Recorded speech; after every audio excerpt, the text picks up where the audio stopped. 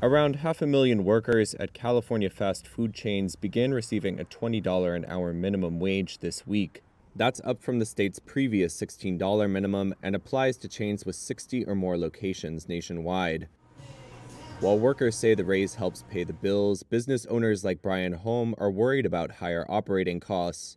He's already increased prices between 5 and 10% in response to the new minimum. And eventually, as time goes on, if we're not making a profit, we would have to close down. For 7 years, he and his wife have owned 2 Vitality Bowl superfood cafe franchises in South San Jose.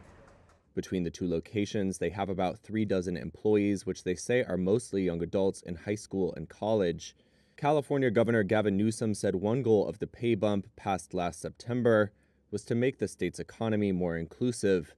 66-year-old Holm isn't so sure. Kind of a catch-22, where people want higher wages, but at the same time, the costs to run the business doesn't work out. Maybe corporate stores can, but most of the small stores are, run by, people of color, people that have immigrated, women, and, seniors like me, right? I'm a senior and I'm trying to run a business for my family. And, if it goes down, then my family goes down too. However, fast food workers like Ingrid Velorio have a brighter outlook on the wage bump. I think the new minimum wage somewhat alleviates the heavy cost of living in California. That's what this new salary does, ease the cost of living a little.